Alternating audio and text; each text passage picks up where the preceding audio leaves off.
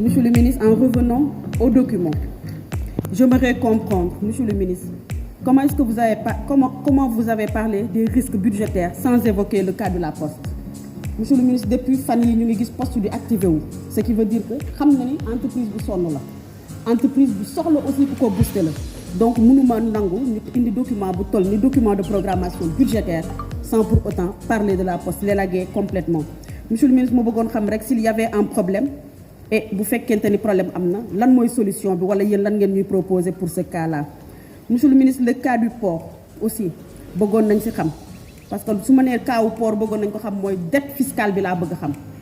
su ma juumulee depuis 2014 2016 en annexe doon ngeen di servir dette société publique yi nga xamante ni ñoom ñoo amel état du Sénégal impôt et loolu dañ ko namm nag gis parce que daf doon nañu permettre ñuy am base yu leer ñuy communiquer ak nit ñi bay xam ñan ñoo amel Sénégal. Et monsieur le ministre, pour la dette sociale aussi bëggoon naa xam fan la toll. Je pense que saa yu ma taxawee structure bi bu ñu amee occasion débat d'orientation budgétaire dinaa ko laaj bëgg naa xam dette sociale bi fan la situé wu et pourquoi aussi vous n'en avez pas parlé ci document bi. Monsieur le ministre, aujourd'hui li ñu gis mooy que ni les entreprises nga xamante ni dette bi ça commence à devenir insoutenable et damay bañ rek mu nekk loo xamante ni day nekk benn prétexte boo xam ne annexe yooyu ñu daan jot pour justifier loolu mënatuñ ko am. Et c'est pourquoi, Monsieur le ministre, je souhaiterais que vous fassiez le point sur l'état du stock de la dette globale du pays en cette fin juin. Monsieur le ministre, vous avez évoqué aussi dans le document les difficultés de Petrosen. Mais vous n'avez pas parlé de son rôle dans l'emprunt opéré récemment en eurobond.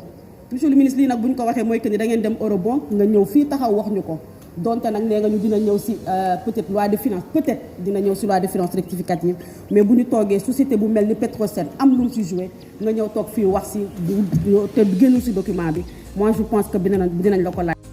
te tàmm di joxe document yi à temps nit ku nekk document ba mu war a jot mu war a nekk support de travail am mu koy jot moi je pense que problème du am mais bu fekkente ni aussi dafa am loo xamante ni dañuy joxe A B te C wala D moi je pense que toujours day indi ça prête à équivoque des fois et équivoque boobu yow mën nga ko lever parce que nag defe naa document yëpp mu ngi à votre possession bu nekkul si yow mu ngi si sa administration bi nga xamante ni macha allah ñëpp dañuy saluer seen compétence donc ñuy ñaan rek lépp lu ñu war a jot comme document muy servir ce parlement là ñu war si mën a basé wu pour liggéey ñu koy jot mais bu fekkente ni dafa am lu ñu tàmmoon di gis moo xamante ni moom moo doon leeral bopp nit ñi ba nga xamante ni fu ñu mën a toog daañu am support de communication wax ak ñoom ci angle bu baax bi bu ñu joxee le bon chiffre les bons chiffres bien évidemment mais bu fekkente ni tey dañuy toog di constater en 2021 am yoo xamante ni de 2016 2018 2019 ñëw na mais dañu toog 2019 2020 2021 ñu xaw ko denc dañuy yaakaar que ni dafa am lu ñuy nëbb te dara waratul fee nëbbatu lépp dafa war a leer defe naa le site même du ministère buñ si duggee war nañ mën a am ce document là mais aujourd'hui man personnellement dugg naa j'ai pas eu ce document donc loolu moo tax ma doon ñaan rek monsieur le ministre ñu leeral yenn yi et alhamdulilah aussi monsieur le ministre c'est vrai que document bi xaw na ko laal les bourses de sécurité familiale alhamdulilah on en parle moins et su ma nee on en parle moins aujourd'hui mooy que ni gis nañ que ni dafa nekkoon benn arme de guerre pour les politiques mu nekk nag arme boo xam ne c'était non conventionnel tey bu ñu wàññee loolu ñun dañuy sant yàlla rek bu baax di wax rek que ni peut-être masse populaire bi nga xamante ni ñu ngi ko doon laaj